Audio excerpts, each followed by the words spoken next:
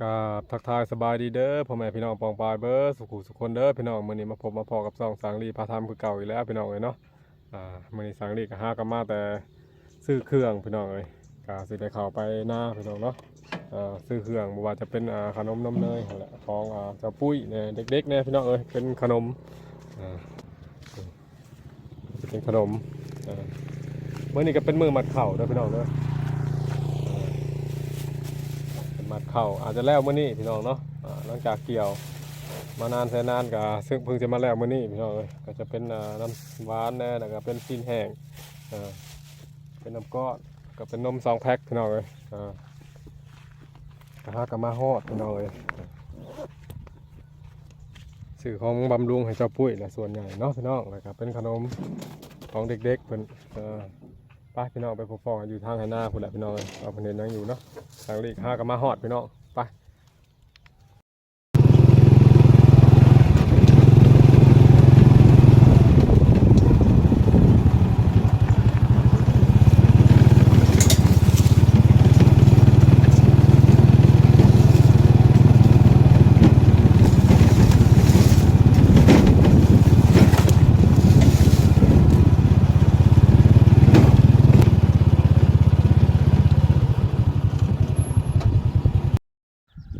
เอาคนเอาลูกขนมนี่เอาไปฮอดพี่น้องครับเอาลูกนี่สบายดีป่าลุงก่อนลูกสบายดีปะลุงจับเอาลูกนี่ชิ้นแหงชิ้นแห้งของเจ้าปุ้ยเนาะเอ็งเค้กอ่ะมาคนเอาหน่อยคนเอาลูก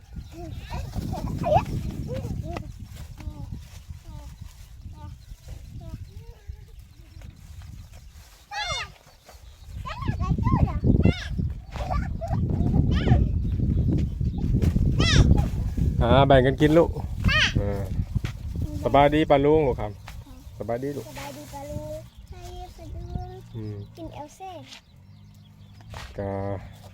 มีนมเด้อปะลุงมีนม2 แพ็คพี่น้องเลยแล้วก็เอลเซ่แพ็ค1เด้อปะลุงเป็นได้ลูกดีใจบ่ได้ขนมกับนมนะฮะ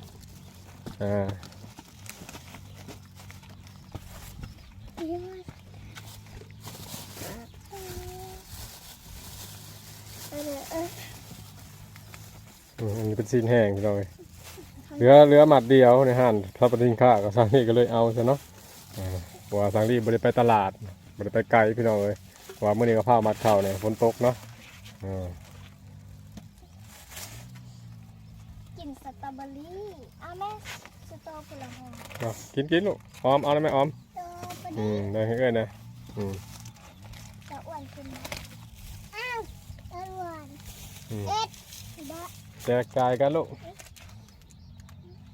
จนน้องสาวก็สบายพี่น้องเจ็บตาไปห้องหมอมามื้อนั้นเนาะ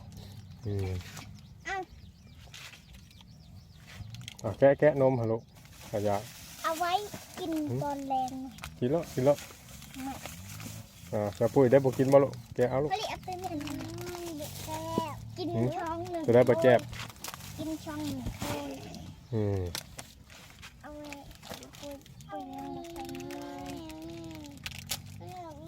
สบายดีจ้าเอฟดูละสบายดีป่าลุงเป็นยังจะหายกินนี่อธิบายได้บ่ลูกอธิบายได้บ่เป็นยังจะหายกินนี่ฮะ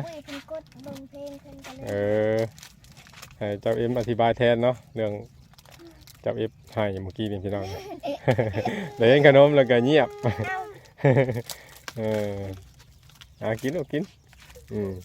แต่บอกจะอ้อมเอาได้แม่กล่อง1ลูกคนละกล่องก่อนเวลาให้น้อง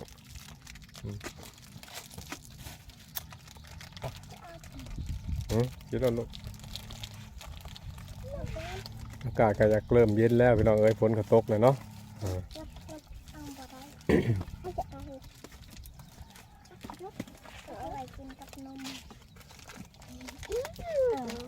ส่วนอาการจะปุ้ยก็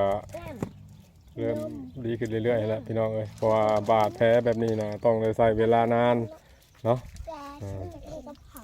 เกิดสิดีพี่น้องเอ้ยใส่เวลาเป็นหลายเดือนแล้วขนมนี่แหละจะเป็นกับนมต้องสั่นก่อนไหมนะ เบิ่งปุ้ยนุ่มนะสีสันหายเกินสิโป่ง บรรยากาศดูเที่ยงหาเที่ยงหน้าพี่น้องเอ้ยว่าบ่เหมาะสมบ่ได้ก็ขอโทษขออภัยนำลายๆเนาะ นี่ ลุงรังนี่น้อยหนึงหั่นแหละ มันคือสันกับสัน เอาเสียบเข้าลูกแซ่บบ่ลูกแซ่บบ่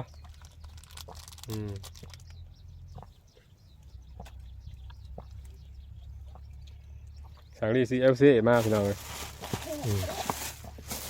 ไอ้ที่เล็ก กินลูกกินวันนี้สังลีก็สิได้เอาน้ำเย็นไปให้ซุเพิ่น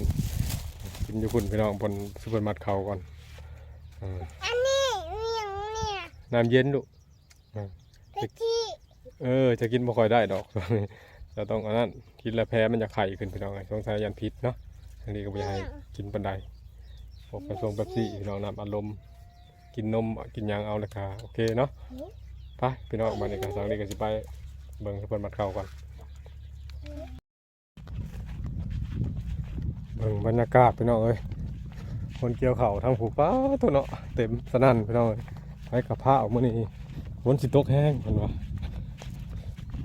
ฝนทำผ่อนเข่าแล้วพี่น้องเอ้ยบางคนก็กำลังเริ่มหมัดกันเนาะ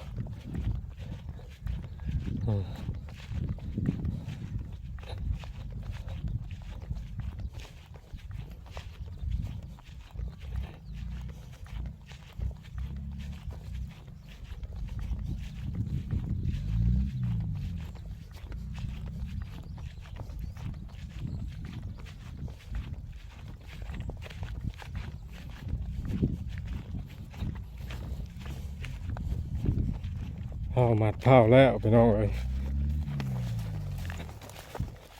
วันนี้ก็เกี่ยวเบิดมื้อพี่น้องยันแต่เช้าจนค่ำก็สิเลือกก็บ่ง่ายเนาะพี่น้อง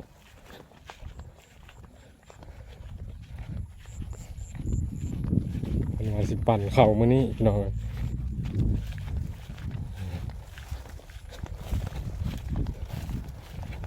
มาถ่าแล้วหลายเติบแล้วพี่น้องเอ้ยฝนก็ทำผ่อนเผาเลย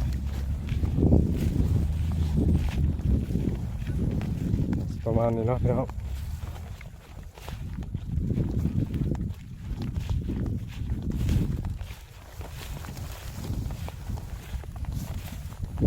น้ำเย็น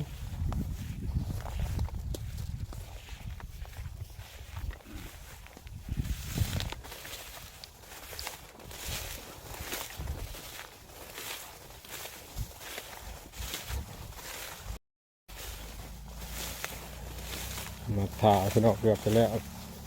หายหนึ่งเฮ้ยน้ำเป๊ปซี่เย็นๆก่อนพี่น้องเราจะปั่นมื้อนี้พี่น้องสบายดีครับ ไปดีพี่น้อง แช่เพื่อคอยอยู่บ่ตอกนะ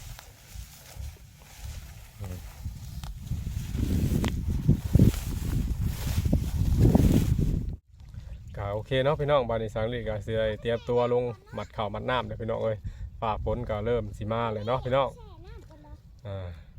ก่อนอื่นสังลีก็สิได้กราบขอบคุณทาง FC จากฝั่งไทยเด้อพี่น้องเพิ่นได้โอนเงินมาให้สังลีพี่น้องเอ้ยจำนวน500 บาทให้ซื้อขนมซื้อนมให้เด็กน้อยเนาะพี่น้องกามื้อนี้เป็นมื้อวันเกิดเพิ่นเนาะพี่น้องกาสังลีก็ขออวยพรให้เพิ่นมีความสุขกับวันเกิดเนาะพี่น้อง